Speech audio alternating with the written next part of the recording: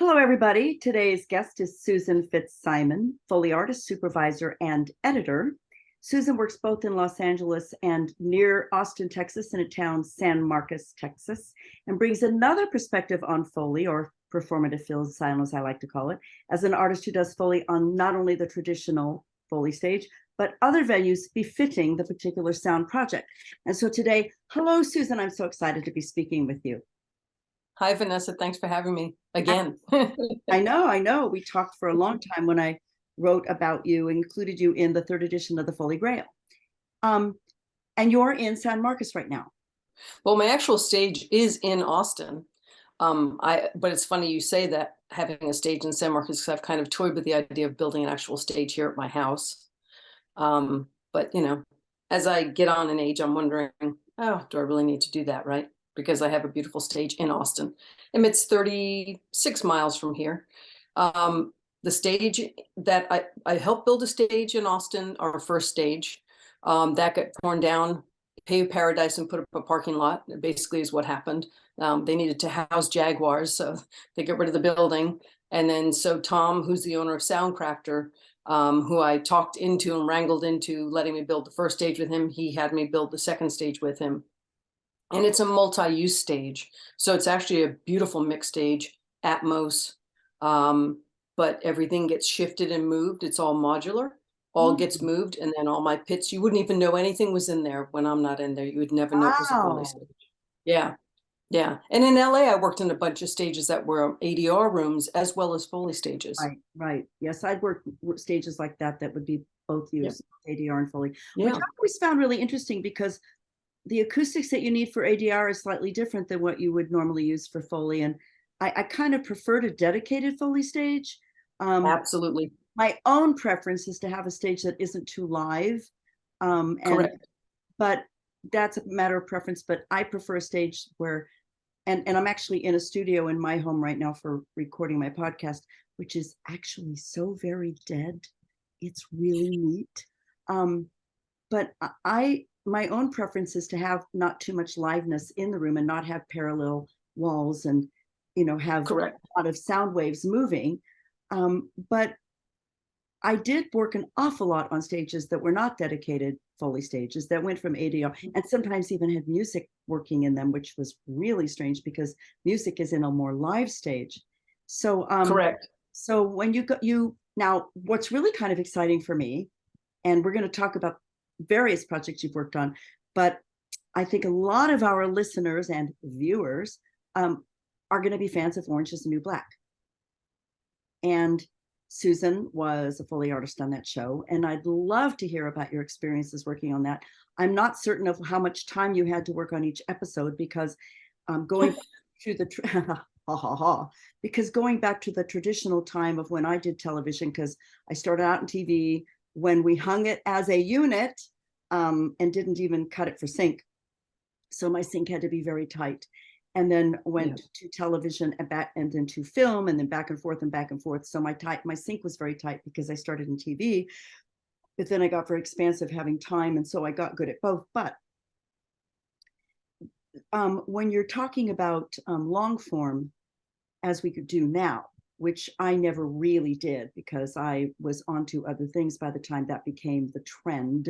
You started working on Orange is the New Black, which was one of our earlier long form shows. So what kind of timeline were you working on for a show like that? Well, I worked on only the last season, the 7th season. I was asked to come in at Roundabout, which I've worked at for almost 20 years now. They said, hey, do you want to do Orange is the New Black? I'm like, of course I do. So I asked my wife, hey, I'm going to be gone for 7 months. And she's like, hey, do it. I'm very lucky. We would get an hour for an hour show, say an hour show. We'd get a day and a half for everything. There's a lot of backgrounds in that show, whether it's props or footsteps. So we did we recorded a lot of backgrounds and use those to add in because every episode had the same cutting in the kitchen, metal kitchen, all that stuff. So we all the pedestrian stuff for every single episode. every single episode. So all those things, we would drop all that in, because you don't, a day and a half is not enough time. But the beauty of working on television versus film for me is, from the acting standpoint of being part of my background, is you really get to become the characters over and over. So you really, I don't know, it's just, that to me is really a beautiful thing.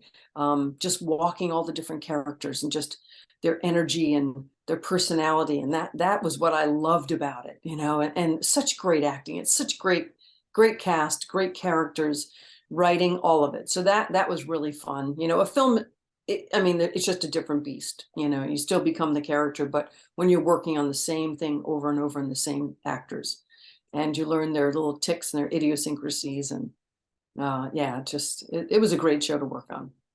Don't you find, since you have a theater background, and where did you study theater? At Trinity Rep Conservatory, which is now housed at Brown University. Mm-hmm. Where did you, and don't you find that when you work in theater, you actually feel like you have a relationship? You feel like you're in relationship with the actor doing the show. Yep, absolutely. And you start to feel like you are, I know when I did television, and even when I would work on a film, if I got to work on it in a long time, but if you end up working on a television show, you almost feel like you're in relationship with that person. Yeah, and when it's over, it's almost like a breakup.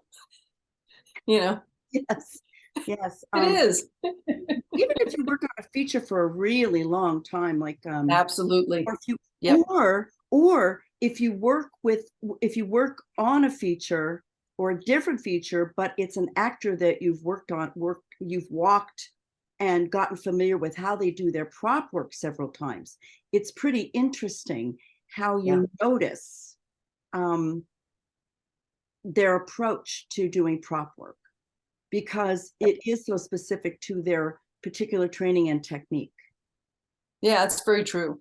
I remember when I first started working on my first gig was at Warner Brothers, and I did the night shift M&Es for all sorts of great TV shows, Friends and the 70s Show, and just, a slew of shows. And it was funny because when a show started, the actors were young and green, and they would, touch a lot, like always be touching and fidgeting. And like in Friends, you would just watch that change, that they would just stand in their spot and they would just be there and be their character. It was so interesting. But when it was a new show, you knew, oh my God, we're going to have so many hands. I'm going to have all the fidgeting and shifting and fidgeting and shifting and touching things. And then, if something went on for enough seasons, that would alter. And also, I think get more comfortable. You're talking about a show that was, I think, was Friends shot live? Yes, it was. It was a live audience. Camera. Yeah. Right. So you're talking about like a Mad About You or Friends. So when you're doing a television show that's shot live, and there's 3 camera, and then you go in and do the Foley, it's a very different kind of Foley job than something like a television show that's shot back in the day when it would have been filmed, but now digital, but still in a studio, not live, where it's more controlled. You're not worried about 3 camera with a live set of filming, a live set of production mics that are catching more of the sound. It's a very different post-production process. Yeah, yeah. I believe Friends was shot live. I know what, I'm almost positive it was. I think it was, just like Mad About You or any of those that had a live audience. Yeah. Like Seinfeld and Everybody Loves Raymond. I think all those were different post-production sitcom workflow. Yeah. I never worked on a television show like that. All of the television shows that I worked on were closed set and were edited more and directed more like film. Like film, sure. Yeah. So I never had the obstacle of the 3 camera live with audience television issue that would change the nature of how you would approach post-production sound. So I never really knew what that would be like, because every television show I ever worked on was a closed set, shot like a film production, only it was edited a little bit differently, and it was with a cliffhanger or meant to be dealt with in the next week, because it was a little more old school. And I never did a live action 3 camera television show ever. So the craziest it ever got for me was Moonlighting, which I only did a few episodes, but the way that always came in was, and I mean, it was a chaotic mess, and I'm not really sure why. It was last minute. And I mean, the night it was going on the air, we were finishing it up. And I never enjoyed that because I'm a very planned person. I can Yes. improvise very quickly. I can work quickly, but I don't understand chaos.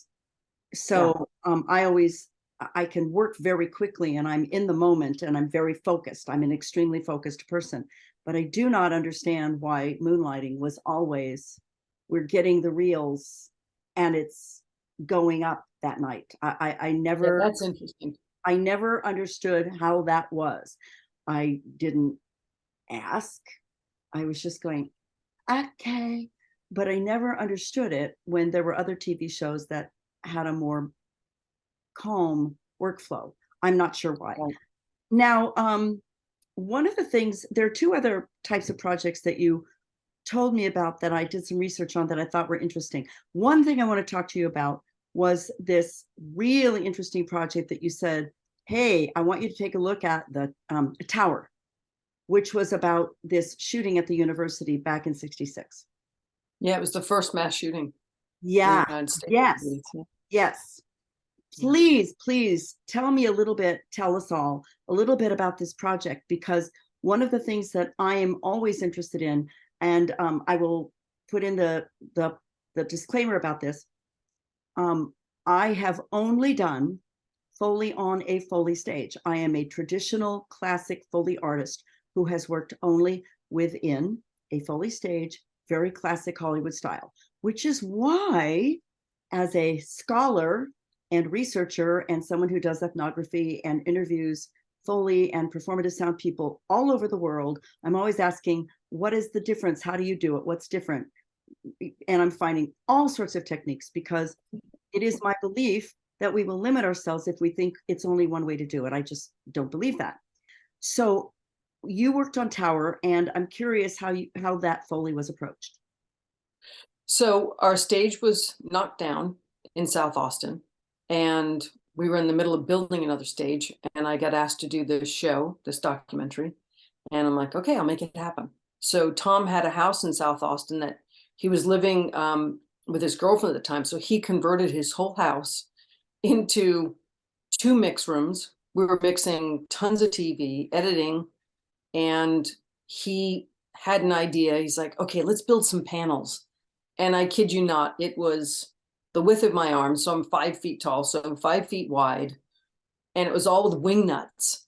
I mean, it was so precarious. If I hit it, the whole thing would have fallen on me. And then the mixer was, it was his master bedroom. The mixer was sitting in front of me. So I was in maybe a 5 by 7 by 6 foot high, little teeny space. And it is probably some of the best Foley I ever did. I mean, I listen back and I forget that we were in that space, but it's kind of like, if you give someone an instrument, it could be a cheap Sears Silvertone guitar that is really horrible and twangy, but if you're good at playing guitar, you can make that guitar sound good.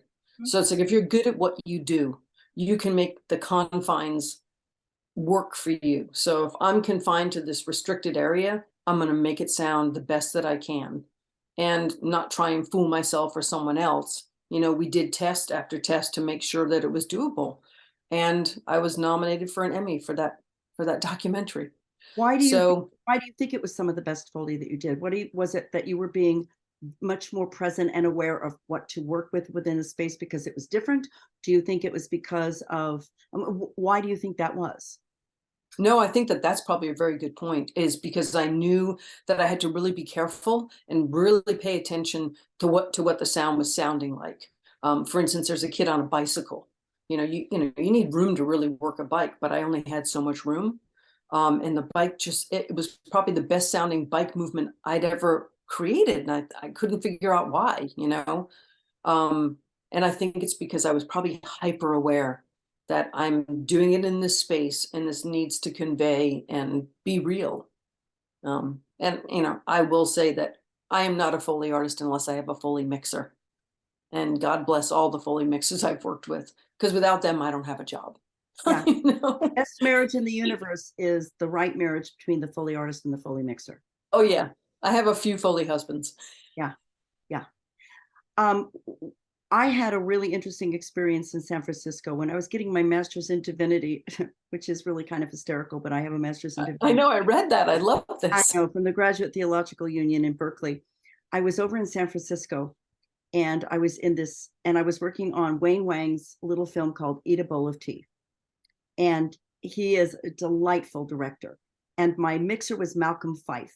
And Malcolm, who is a wonderful sound professional, he's a sound editor now, but he was a delight. I had a room only slightly bigger than a walk-in closet. And it had a cement slab and a dirt pit and I think a wooden plank and a little bit of 1/4 inch. And I had done some substantial films and some substantial TV shows, and I was already well established in LA. And I don't take myself seriously, and I have quite a sense of humor. And I kind of feel, because I come from the John Post School of Foley, because he had been an excellent sound editor before he came, and a wonderful Foley artist. So I come from that school of whatever you have in the room, make it work. Not, I need the exact thing. It's like, what do I have here? How can I make a nuclear explosion out of a piece of paper and a comb? So I looked around, I went, okay. And I mean, we did this entire film, and Wayne would show up and he was a jewel. And he was just so supportive and so kind, and just watching just to learn about Foley. And Malcolm and I did this show. And it was, I just thought, if I can do this show in this tiny room with these tiny little surfaces and my little purple bags of Foley shoes and Foley props, I'm going to have a good time. And I think the lesson here is, for me, don't take yourself too seriously. We are not flying airplanes. Open your mind and open your ears and have fun, and the creativity in the artist and your open-minded intelligence will come out. Live in the moment and see what you can make fly. Right, right. And I had a wonderful time. And I think I only had 2 days because Wayne was brand new. It was San Francisco. In San Francisco, the cultural geography there of going into film art is experimental film and documentaries, which informs the way people think about film there, which is why you had Saul Zant's film center there, because it is intellectual and it's experimental film and doc. So I just went, okay, fine. We had a wonderful time. And I think that these are the lessons that help us find out who we are. Right. You know? So Yeah. what do you think? A theater, I think, I spoke with Rachel Chansey in our last episode, who is quite the thinker and comes from comes from theater and has done a lot and it really thinks things through. Great interview, by the way. Thank you. I think she's really brilliant and amazing. Yeah. I like talking to people who have not been over-interviewed, because I feel like there are people who get a lot of ink, and then there are people we are not hearing much from. And what I'm trying to do is get more voices out there that help us understand the performative film sound, right, so that we can add to the compendium of information out there for people so that we expand our understanding of this world. Mm-hmm. What do you? And I thank you for that. Well, important. It's for all of us. It's what I'm interested in. So I'm just trying to do my little part. But what do you think informs your approach philosophically on how you approach your work as a Foley artist when you're in your mode? And then as we go from there, we'll get into the next part, which I think is really fascinating, which is animal documentaries, because I did one that was really important because it was the very first high definition animal documentary. So I do want to talk about that, because then you've done many, many more. And I can tell you that was quite a challenge.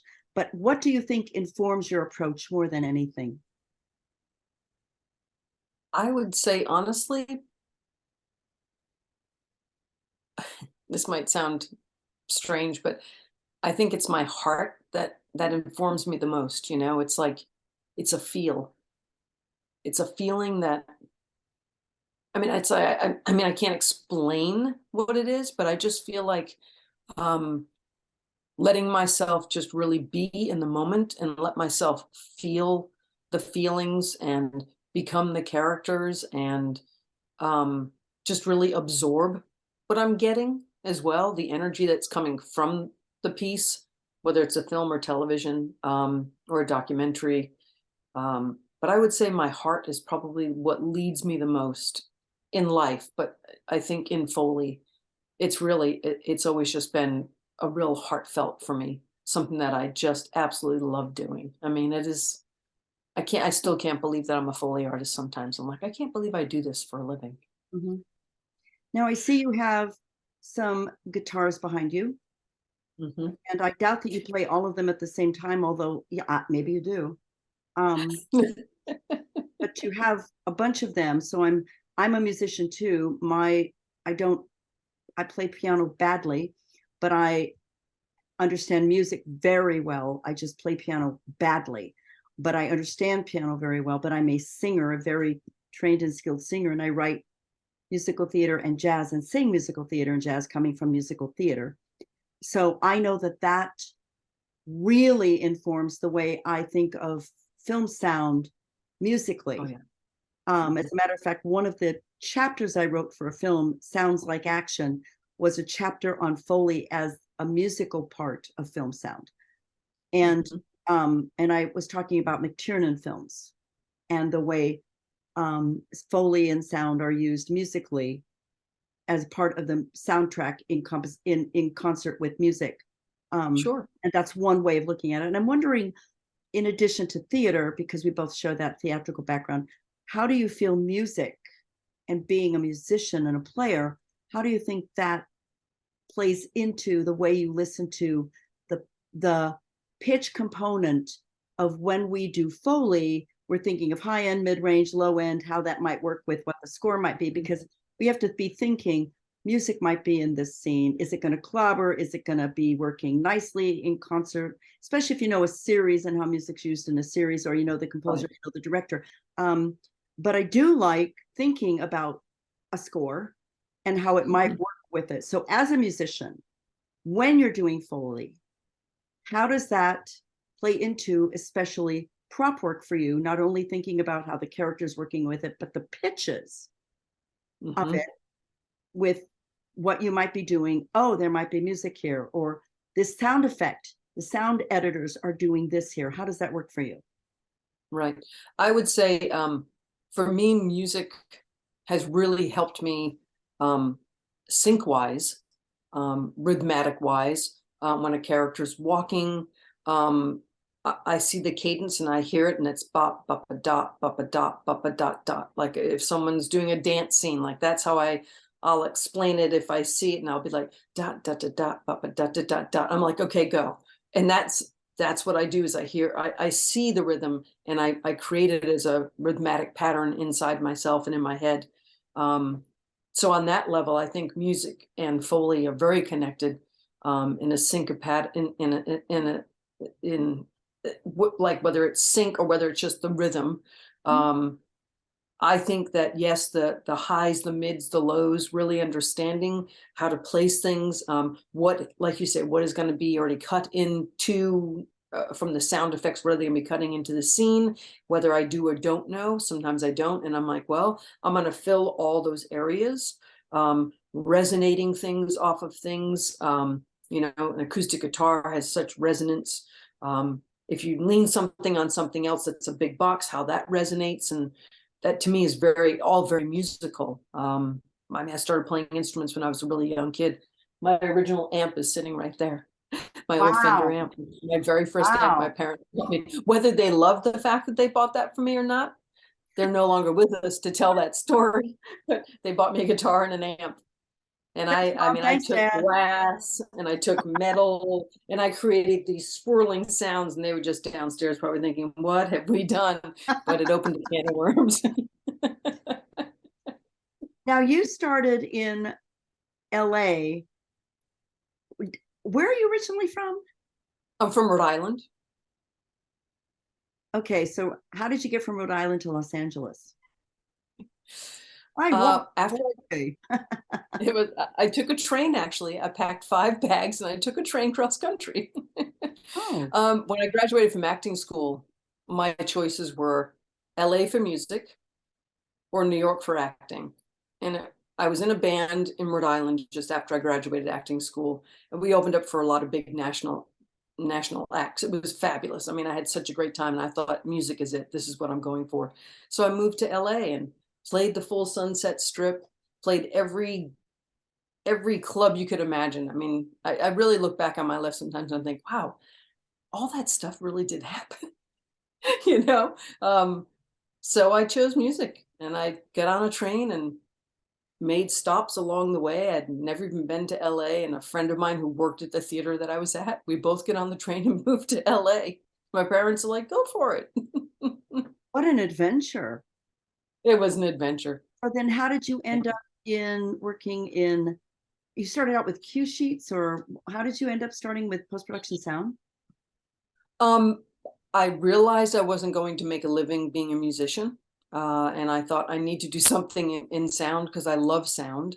And I had a recording studio at my house where I was recording musicians and recording myself and bands, and mixing and do it. So I already had that, kind of thing happening. And then someone mentioned Foley, and I thought I was doing radio shows when I was a kid with my cousins in our basement recording on cassette, and I was doing all the sound effects. And I mean, I had no idea I was being a Foley artist then. And I'm like, oh, I got to do this. So I just started, making phone calls, and phone call after phone call. I'd sit on stages and I'd mark cue sheets. I'd collect Except you props. didn't just make phone calls. You had to figure it out. See, this is something I think most people who want to figure out, how do I get to do this? I mean, my story is that I was I had been a professional singer and done acting from the time I fell into a show with Shirley Jones right out of high school. So for me, it was just Kim Fowler, who is no longer with us, had known people in the show I was in that I only auditioned for because a friend of mine would not audition if I did not go with her. Then I got cast and she didn't.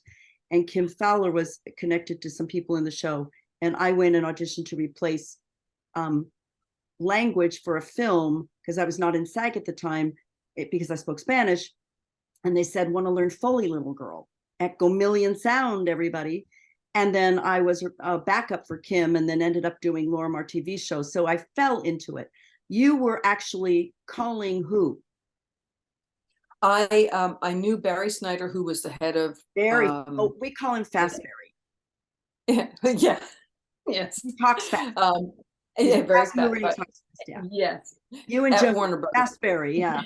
Exactly. At Fast Barry. I had a dog walking service. I did many things when I lived in LA. I was a exterior interior painter. I refinished floors. I did landscaping. I did whatever it took, trying to be a You knew musician. I him. had so many cool jobs, So you knew him from I was a dog, right. I had my own dog walking service, so I walked his dogs. He had 2 Old English bulldogs. So I was walking his dogs, and then my friend Deb was his secretary, who I moved to LA with. And I said, I want to get into Foley. She's like, well, come and talk to Barry. So I went in, I sat with him. He said, here's some phone numbers. I can't do anything. I can't get you a job, but just make phone calls. And if it pans out, it pans out. That's the best so I this can is do. like the Here's some Barbie numbers. movie. Here's like the Barbie movie where I do the insert. So, this is not where anybody who looks like Margot Robbie would ever be cast in this part. I'm saying, so this is where you learn the lesson, everybody. You get to know people by being in the town you want to work in, and you get to know people in the strangest ways, and you talk to them. It is how you get into something. You don't just go oh, please, good fairy. No, You no. go Yeah, to the town you want to work in, and you yeah, just go get to know people. It could be in a class, it could be a dog walking service, it could be in a play, it could be standing in line at Starbucks. right. But go to the city you want to work in. Right, Yeah, Susan? that is definitely How what you you got to do. find the people. Don't Yeah, write letters, don't hope. I tell all my students, go to the place you want to work in and just yeah, start getting to know people. And eventually you meet somebody who will help you find somebody, who will help you find somebody, who will help you yeah, find somebody. exactly. Yeah, you know, degrees of step and 7 degrees. How many degrees? 10 degrees of separation. There's not that far from the actual unit. You know. So that's the So yeah, practical I part just of started this. making phone calls. Right. Yeah, I That's just the started making phone calls. that's the practical part of this discussion of how do I do it? You just go where you want to go and start getting to know people, be patient, and Yeah. eventually you get it. That is how it works for everybody.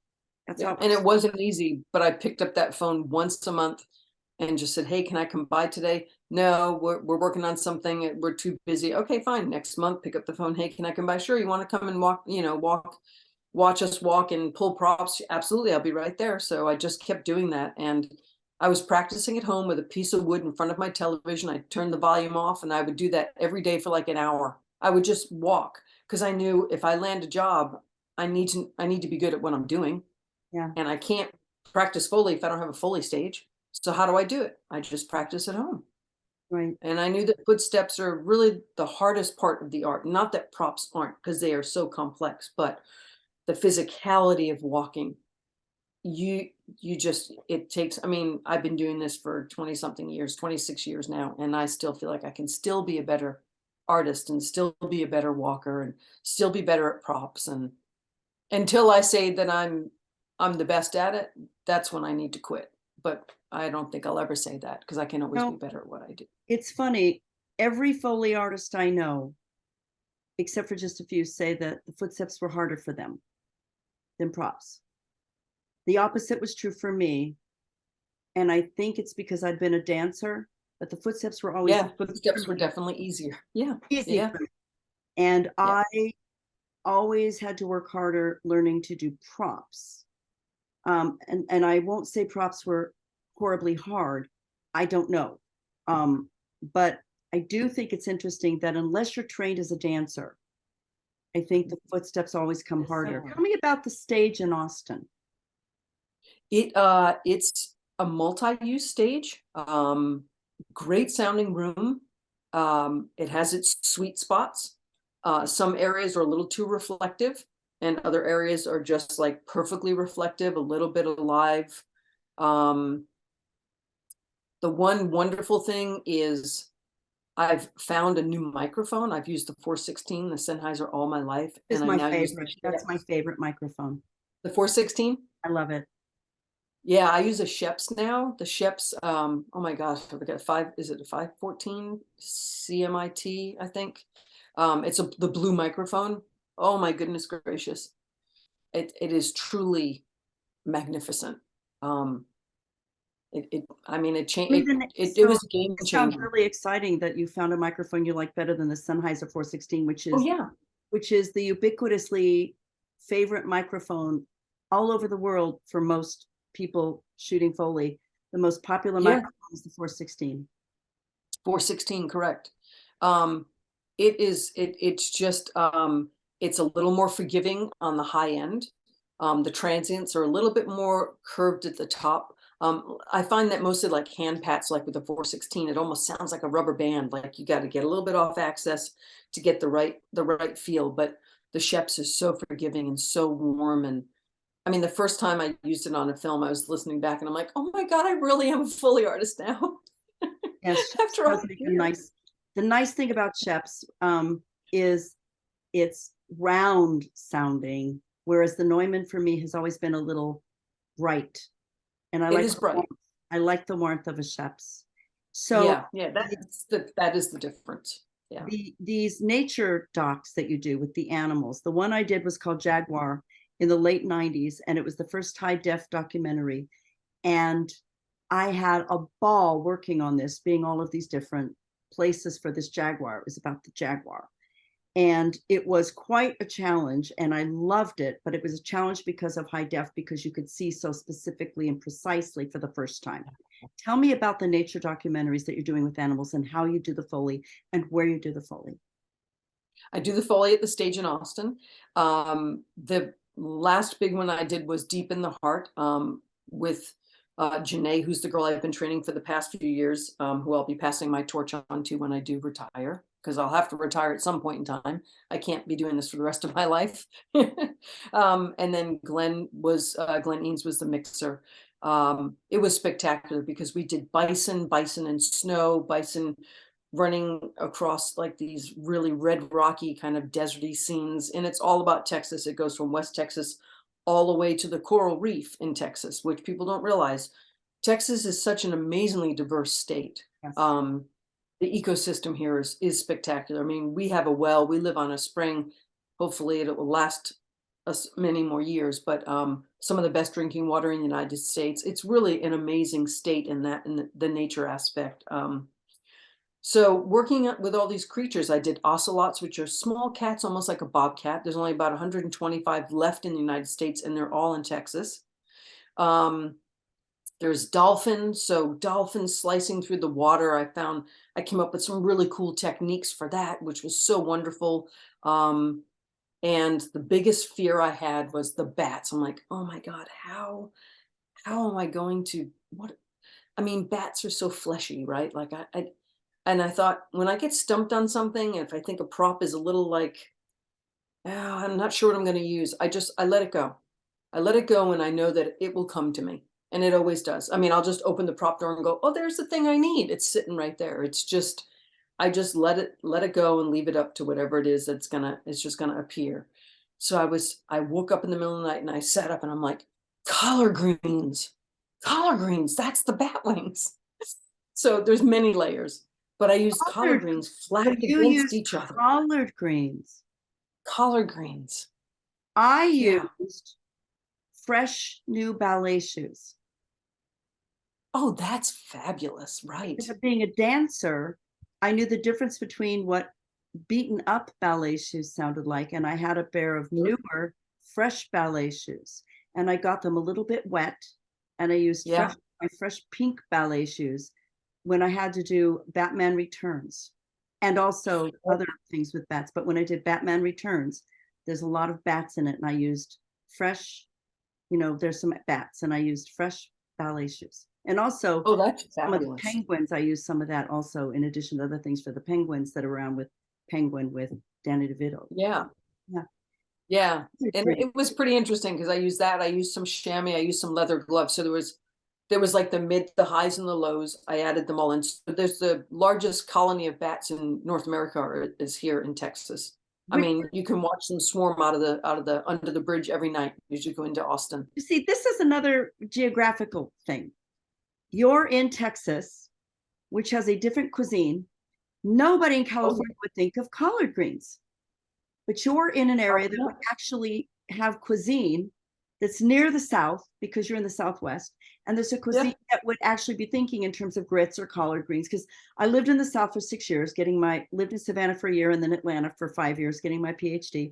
Very familiar with Southern food, was in the Southwest quite a bit, seeing friends. When you live in different regions, you start to think in terms of the geographical differences, and even cuisine gives you different ideas of what to do with crops. I think this is something people should really think about. Where you are geographically affects the way that you're actually going to use props too. Sure, Never it does. Collard greens unless I was in Georgia, back in Georgia, where I'm eating Southern food, which now I'm vegan, so I wouldn't. But at the time, I would not have thought of collard greens. But see, you are somewhere where people actually eat collard greens. Yeah, yeah. It's a very believable sound for bat wings. I mean, it's really grossly very real.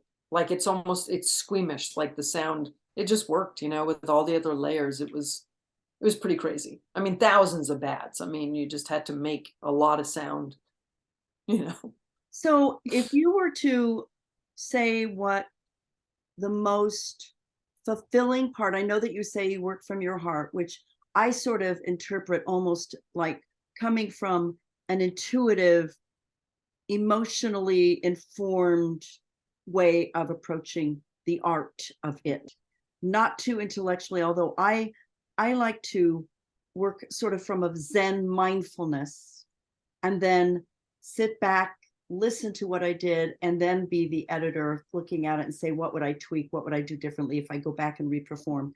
And then having been an editor, I might think about the editing, or I might let the editor in me be thinking about by feeling my sync as I'm doing it. But I try not to be too left-brained when I'm performing.